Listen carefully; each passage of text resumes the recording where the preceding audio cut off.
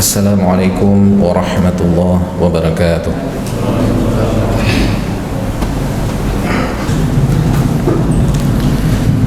Innal hamdalillah nahmaduhu wa nasta'inuhu wa nastaghfiruh wa na'udzu billahi min shururi anfusina wa min sayyiati a'malina.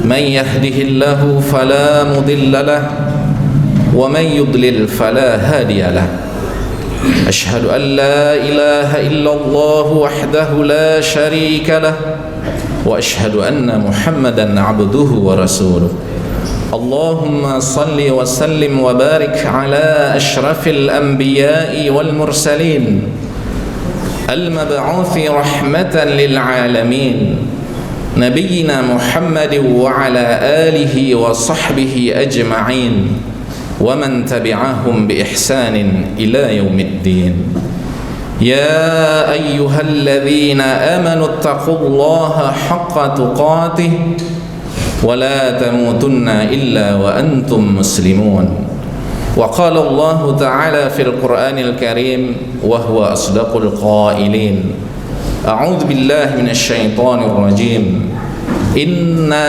أنزلناه في ليلة مباركة إنا كنا منذرين. Ma'asyiral muslimin rahimakumullah. Marilah pada kesempatan Jumat yang penuh dengan keberkahan ini senantiasa seluruh pujian dan ungkapan rasa syukur kita panjatkan kehadirat Allah Subhanahu wa taala. Kemudian salawat dan salam selalu kita sampaikan kepada khatamul anbiya'i war rusul, penutup para nabi dan rasul, yaitu Nabi Muhammad sallallahu alaihi wasallam. Sidang salat Jumat yang dimuliakan oleh Allah Subhanahu wa taala. Kalau kita lihat dari segi waktu, maka posisi Ramadan berada pada detik-detik terakhir Ramadan. Maka kalau kita lihat dari segi waktu, Ramadan yang mempunyai berbagai keistimewaan, kelebihan, kebaikan, keberkahan, berbagai fadilah, Ramadan di mana pintu-pintu surga dibuka, Allah menurunkan berbagai rahmat, pintu-pintu neraka ditutup, Allah memberikan berbagai maghfirah, ampunan bagi hamba-hambanya, bahkan setiap amalan soleh dilipat gandakan, maka hanya menunggu hitungan hari. Jamaah yang kami hormati, maka bagaimana kita memaknai detik-detik terakhir Ramadan ini, dan bagaimana praktik ibadah Rasulullah SAW ketika berada di posisi detik-detik terakhir Ramadan. Maka hal ini telah digambarkan oleh Aisyah radhiyallahu anha dalam hadis sahih yang diriwayatkan oleh Imam Bukhari. Beliau mengatakan, kana an-nabiy sallallahu alaihi wasallam idza dakhala al-'ashr shadda mi'dharah wa ahya lailah wa ayqadha ahlah. Maka apabila memasuki detik-detik terakhir Ramadan, yaitu 10 akhir Ramadan, maka Rasul mengencangkan sarungnya, kemudian menghidupkan malam harinya dengan berbagai ibadah, baik ibadah yang berdimensi spiritual, ritual maupun sosial. Bahkan Rasul membangunkan keluarganya untuk ikut beribadah dan hidupkan malam hari. Maka kalau kita lihat di sini terjadi perubahan manajemen ibadah Rasulullah sallallahu alaihi wasallam. Syadda mi'dharah ini adalah kiasan yang ada beberapa makna. Salah satunya ibadah Rasul menjadi full speed. Kalau seandainya di babak penyisihan Ramadan 1 hingga 10 Ramadan, itu kecepatan ibadahnya kalau boleh kita ilustrasikan misalnya 60 km per jam, dan pada babak per-8 dan per-4 final Ramadan yaitu 11 hingga 20 Ramadan menjadi naik hingga 80 km per jam. Maka pada semifinal detik-detik terakhir Ramadan 21 hingga 29 itu menjadi full speed. Artinya hampir tidak ada waktu untuk yang disia-siakan untuk santai-santai atau bermalas-malasan yang tidak ada faedahnya. Maka di sini Rasul mengkhususkan siang harinya, terutama malam harinya, untuk ibadah. Wa ahya lailah, menghidupkan malam harinya. Maka di sini ada penekanan pada malam hari. Malam hari benar-benar dikhususkan untuk melaksanakan berbagai ibadah. Maka ada sebuah tradisi yang berlangsung di tempat kita. Pada akhir-akhir Ramadan kadang-kadang disibukkan dengan rutinitas seremonial Ramadan atau hari lebaran, yaitu seperti membuat kue lebaran, membeli baju lebaran, dan perlengkapan-perlengkapan Ramadan atau lebaran. Maka supaya setiap Ramadan waktu kita tidak tersia-siakan, maka perlu sedikit manajemen. Bukan berarti itu tidak boleh. Mungkin hal itu persiapan lebaran, membuat kue lebaran, baju lebaran, bisa dikhususkan waktunya pada siang hari. Tetapi malam hari maka porsi untuk ibadah itu lebih banyak. Nah, maka ini sebetulnya manajemen yang lebih tepat. Tapi kalau seandainya di siang hari disibukkan dengan baju lebaran, malam hari disibukkan dengan baju lebaran, maka kapan kita akan mendapatkan momentum Ramadan pada detik-detik terakhir? Sejak kecil hingga kita dewasa, hingga nanti terus berumur, maka akan terlewatkan kalau kita tidak bisa memanage waktu-waktu ibadah kita, khususnya di malam hari. Maka ini harus menjadi perhatian dan fokus kita semua, sehingga detik-detik Ramadan ini tidak terlewatkan. Oleh karena itu, kalau kita lihat dari segi cara praktek Rasulullah SAW, maka seharusnya yang ramai itu bukan awal Ramadan. Justru yang ramai itu seharusnya di akhir Ramadan.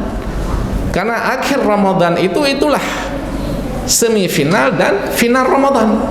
Bahkan di situ ada grand prize, hadiah terbesar, yaitu malam Lailatul Qadar, yang nilai ibadahnya sama seperti kita beribadah dan hidup selama 1000 bulan. Nah, maka di dalam sebuah hadis yang diriwayatkan oleh Imam Muslim, Rasul bersabda, "Fa idza da'afa ahadukum aw ajaza fala yughlabanna 'ala as-sab'il bawaqi."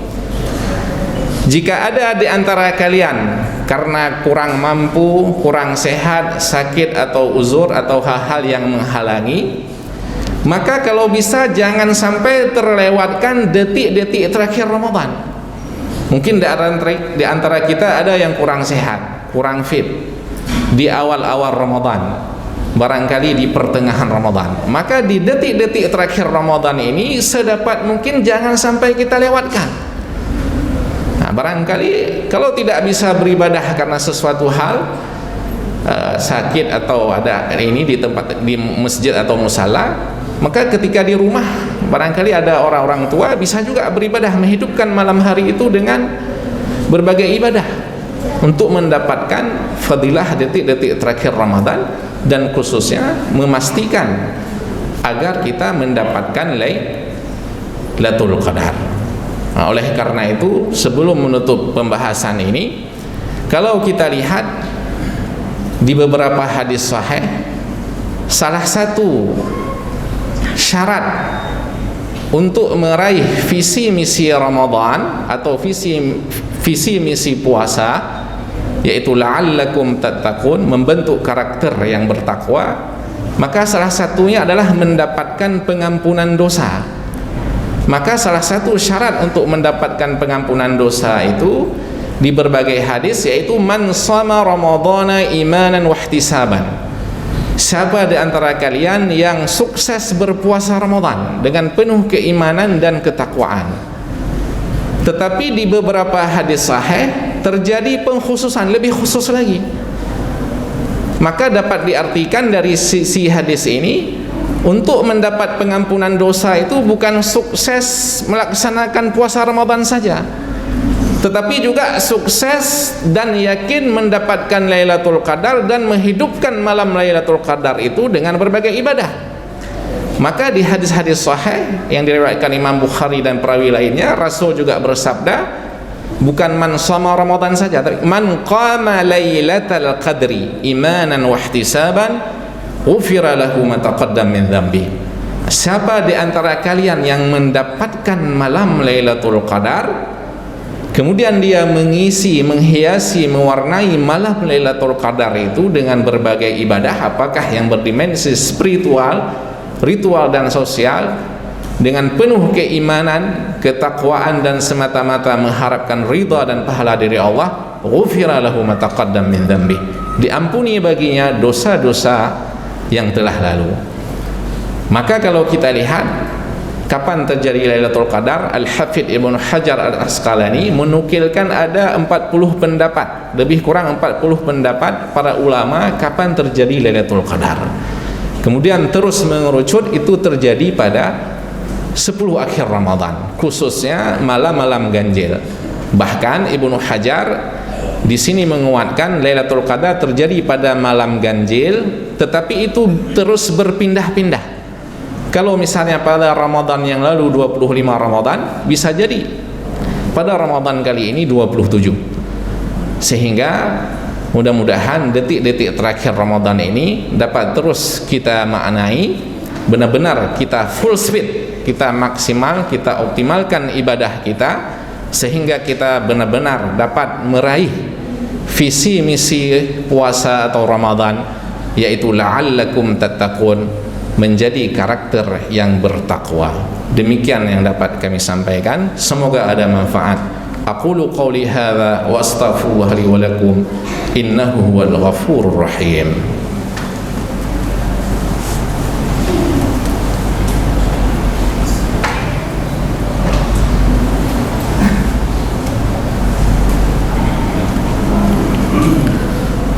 Innal hamdalillah nahmaduhu wa nasta'inuhu wa nastaghfiruh wa na'udzu billahi min shururi anfusina wa min sayyiati a'malina. Man yahdihillahu fala mudilla lahu wa man yudlil fala hadiya lahu.